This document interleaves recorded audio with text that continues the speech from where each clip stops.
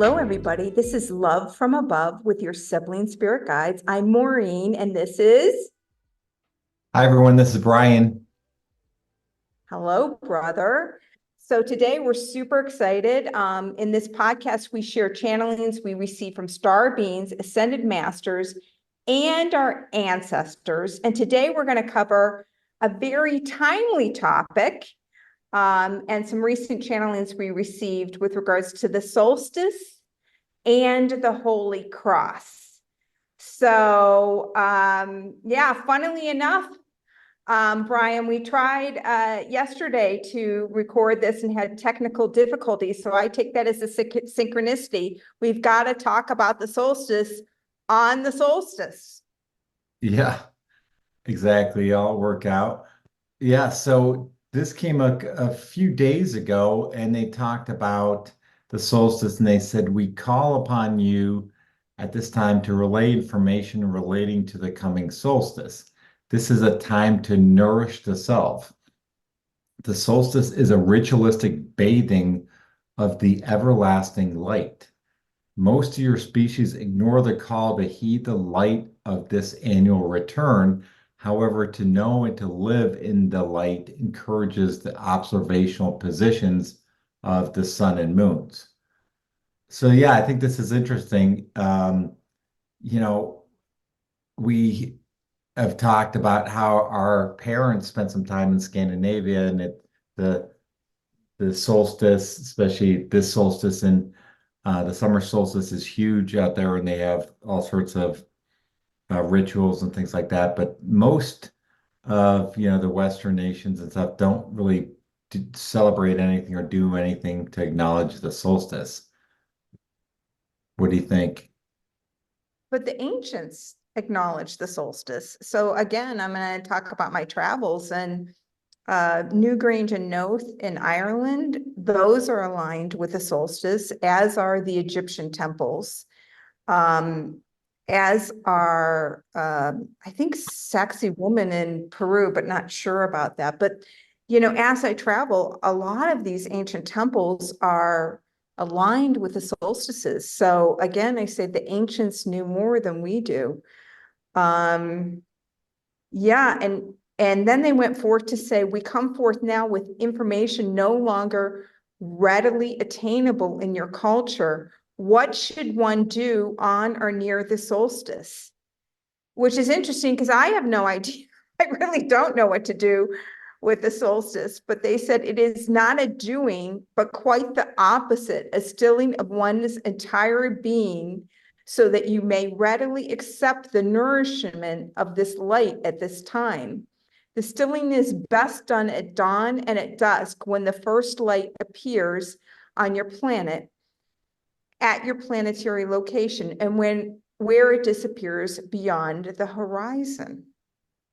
So I know we both did this morning. Did you feel like you were nourished by the light, Brian? Um, not really, but I'm not as aware of sometimes of those things, but this made me aware of it, so I tried to take it all in. I'll do the same at dusk. But yeah, it is interesting because talks about there's more of a divine presence. Um, and not to it's I guess they go on to say that it- there's more astral beings present to assist with the enveloping light within. So their analogy, which I liked, was it's if a human being were a newborn baby who needed regular feedings, to miss this opportunity, the solstice would be like missing a baby's feeding time, and think about how miserable the infant would be. It's the same is true for personal growth and personal development. So that makes it uh, pretty clear about how the importance of this, which is something, yeah, I had no idea about this before we got this message. Yeah, and I'm grateful for you because I would have not really, I would have not participated in this ritual this morning without, you're bringing this to my attention. And I, like you, I set my alarm, so I don't normally get up at dawn, but I set my alarm and yeah, if it's as critical as feeding a baby, then I'm I'm happy that I took part in this ritual. So once again, there's so much information that um, the news that's on the media doesn't really relate what's of crucial importance to our beings. Yeah, exactly. So some other tips they gave is they always talk about rest, hydration, proper nutrition, but they said it's even more critical at this juncture. Exercising, it doesn't have to be too strenuous, but just some sort of movement. And then this is interesting because I've done fasting.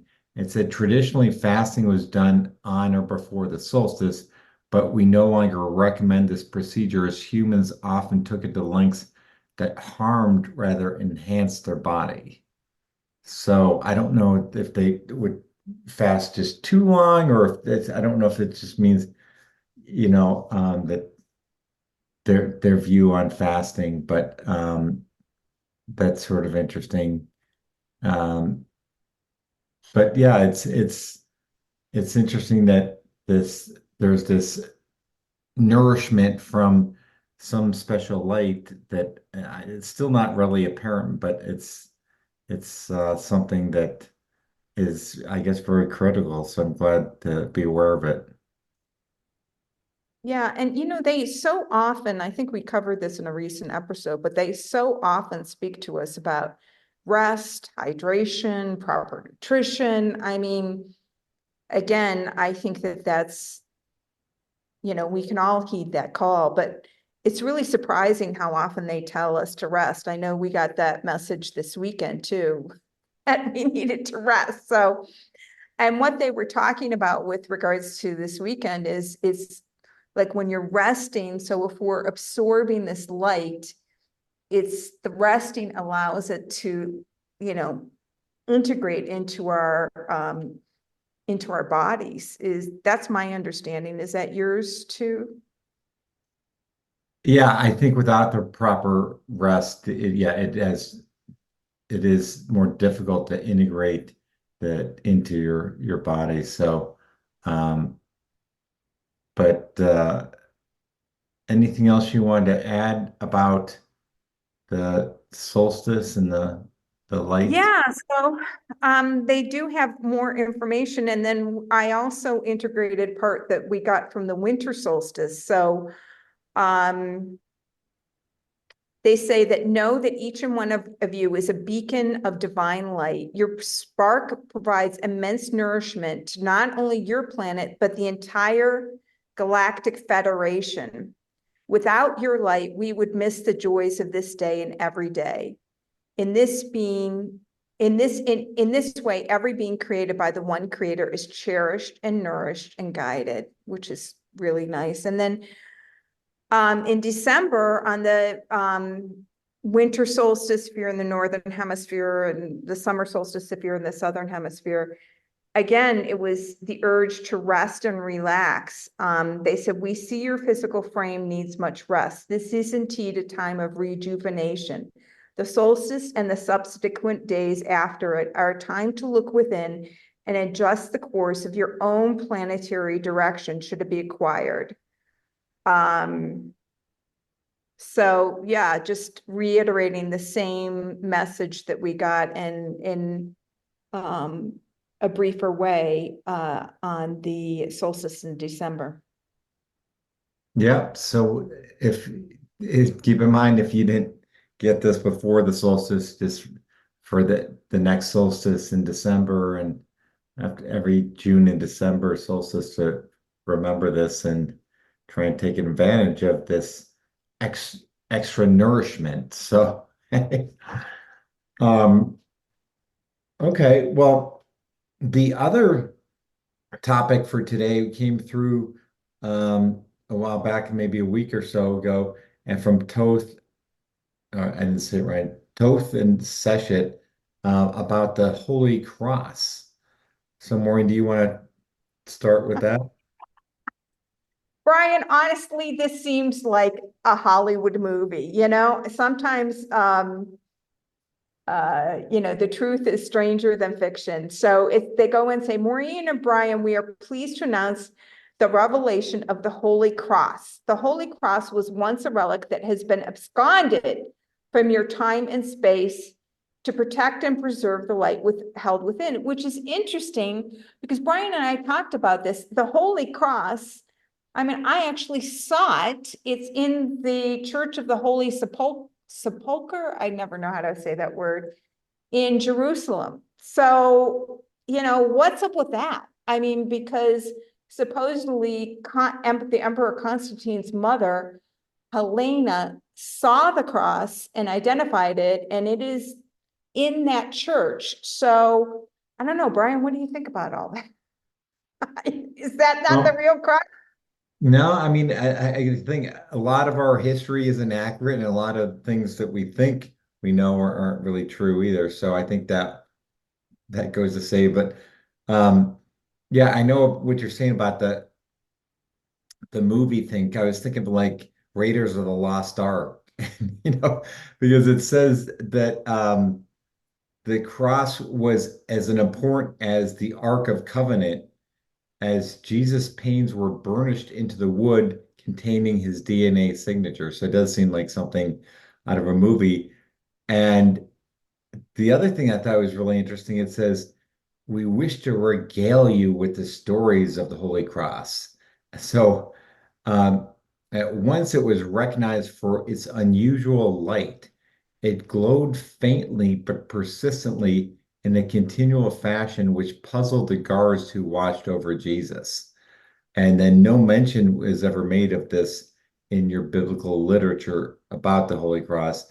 This was feared as dark magic and not as a blessing, but as a curse. But isn't that amazing that so it has Jesus's DNA burnished into and it glows, which is yeah. Um, It again, it's just definitely very Hollywood, I mean, but like you said, I mean, there is so much of the information that we've been given as regards to our real history isn't true. And I will also tell you, when you're in Jerusalem, there's so many different sites that relate to the same event in Jesus' life. So I think there were two sites where he was supposedly died. And so it does make it kind of confusing, but they go on to say the Holy Cross continued to be in circulation into the Middle Ages when it was absconded, as there were plans to siphon it in the hands of an unwanted party who would reveal the cross, bringing great danger to the planet. We mention this now as an example of an important part of history that has been omitted in your historical texts. There are but many such examples. I mean, this is really, I mean, again, I say Hollywood movie, Brian, Hollywood movie. we should come up with a script and everyone would think it's make believe. But yeah, it's amazing that to me that the cross in the wrong hands could bring danger to the planet. I mean, that's, yeah, I mean, just having this in the wrong hands can bring danger to the entire planet. That's uh, shocking to me that it has this power. I guess I don't know. Um, but yeah, the thing is, they're saying this is just one of many such examples that have happened in the past that we don't know about. So it is very interesting to me. And I went, so did they said that we don't know where it really is though. They didn't say anything about that. So any ideas? What's Well, your you know, I'm actually rereading again. For those of you listening, you'll hear me say I reread again, but I do these really important texts. I reread again, and I don't even know how many times I've read through this, but it's the first book in the Saint Germain series. And in that, Saint Germain talks about a number of different things that have been held that are actually in like the Grand Tetons in the mountains there, and they're hidden, and they're Saint Germain and the Ascended Masters are protecting them because it's not the time for it to be unveiled on the planet. The same is supposedly true with the halls of Amenti, which are underneath the Sphinx, there's supposedly so much information that apparently will be revealed pretty soon, or at least a portion of it, but it's just been hidden underneath the Sphinx because society isn't in a place to receive it. It's kind of like giving, an advanced weapon to someone who, is not trustworthy to be responsible for it. That's how I view it. But there's a lot of stories about the stuff that is hidden. The one that is so satisfying to me as someone who reads and writes every day, I've read, and I think Dolores Cannon talked about this too. I've read this in a number of different sources, that when the Great Library in Alexander was burned, before it burned, like the Ascended Masters went in and they took everything out. So all of those really important parchments, they still exist. They were protected before the fire overtook the library. Yeah, it's exactly like you said. There's so much of this information that I think is going to be starting to come out. And we don't know exactly when, but a lot of these books we've talked about, they said they expect some of this information to start to be released. And I just think you're seeing more and more information that is coming out that has become more people have become sort of awakened, and the spiritual awakening movement is leading to more and more of this information to be um, you know, distributed. So it's going to be interesting to see what happens. But um, I love it. I love this type of information, and to get the true information about what's really going on, um, or what really happened in the past, I think is very interesting to me. All right. Yeah, it's fascinating for me too. Well, we want to get this out and in a timely manner, and so I think that's all we had for today. But we'll look forward to a few next week's topic. Maureen, why don't you close us out? Okay, well, I'm planning next week's topics, and I'm thinking, and we'll see what it is, but I'm thinking about talking about trees. So I don't know if there are any tree huggers out there, but I am definitely a tree hugger, and we've gotten a lot of information about trees from our first session with Toth to recently. So that's what I was thinking of. So hopefully you can tune in to next week, and thank you everybody for listening.